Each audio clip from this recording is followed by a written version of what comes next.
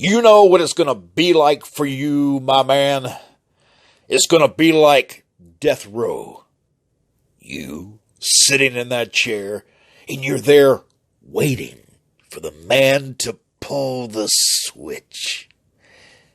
But you don't know when he's going to pull it. But you can be sure he's going to pull it. And ain't nobody going to save your sorry ass from the frying that's coming your way. Those are the words of Jake the Snake Roberts, and he happens to be our guest.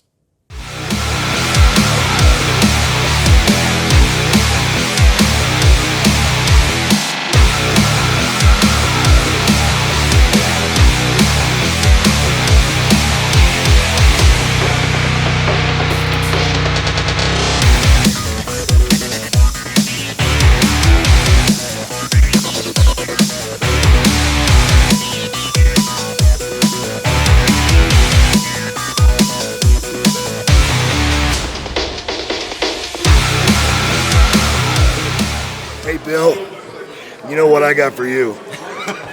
You know, it's kind of surprising, I'll be honest with you, to see you sitting here, because I know you even think that years ago you may not even been here today. By all rights, I shouldn't have been, you know. It's not something I've tried to hide. I had a real problem with alcohol and drugs, and fought it for years, and finally got some decent help, and fought like hell to get out from under it, man. It's probably a constant battle, too, is it not? Well, it was, you know, and I'm kind of scary now because it doesn't bother me at all now, you know. I mean, I do nightclub acts all the time, and it doesn't bother me to be around people that drink. Kind of pisses me off at times because I realize what I used to look like and how I used to act. You know, and I've seen you before back when you weren't doing too well. You were a little bit lighter and a little bit meaner, but right now you look like the old Jake the Snake Roberts. Well, I'm happy right now. That's the main thing, you know. I found somebody that means a lot to me, and I've got a good relationship. The only woman I've never cheated on, you know, and I'm not real proud of that either, you know. You had a lot of things happen to you during your lifetime in wrestling, but right now you kind of are back into wrestling in a roundabout way with AEW, yes? Well, just having a little fun. You know, they call me up every now and then just to do a little promotional stuff, and that's all good and fun. But right now I'm doing movies, doing comedy shows all around the world.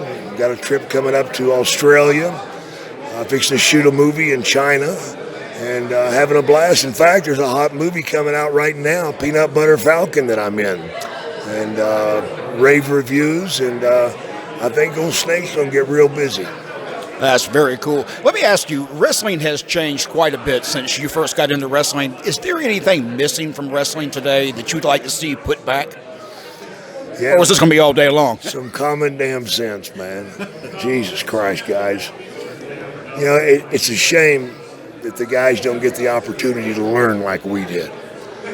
You know, now it's all cookie cutter stuff. They put you in a gym for a year, if you're lucky, and then they throw you out there in the light and tell you better get it done or you're done. And so they're taking a lot of shortcuts. You know, when you take a shortcut, man, it will come back and haunt your ass. And it's just a shame the guys today don't get a chance to learn what the real art of it is. It really, really is. Yeah, I miss the storytelling, which is something you don't see much now. It seems more like an athletic exhibition instead of actual storytelling. Oh man, it's the theater of the absurd. For crying out loud. Is there anything right now that in wrestling that you really like that's happening? You know, there's some things that I like. You know, I was liking what Bray Wyatt was doing for a long time, but they've jerked him out of that. So, you know, what the hell are you doing, man? If it ain't broke, don't try to fix it. You know, I don't feel like Bray Wyatt was ever let go to do what he was doing. You know, they always snipped it off or chopped it off or held it back, and it's a damn shame, man. Now, you've worked for Vince, so you've seen what he does with characters as they come in. To me, one of the things that I think makes the big mistake for WWE is that they have wrestlers that they like that are out on the indies or in another fed somewhere, and then they try to change them into a different character instead of leaving them who they were that became popular. Well, that way Vince can say, look what I've done for him. You know? Pride comes before the fall. Now, in your case, when you first got into wrestling, you went to go to Vince. Did he try to change you a lot? No. He left me alone, man. The only thing he didn't like about what I was doing was I would always try to have a decent match on television. He didn't want decent matches on television. He wanted slaughter jobs, and I just never was comfortable doing that. You know, I felt like the people that were in the arena should be entertained, and I always tried to entertain them in every match. The art of a promo. That's something that I think you could help a lot of wrestlers with. That's something that is truly missing today, is how to deliver a promo. You've done some of the best ones out there. Do you have a favorite promo that you ever cut?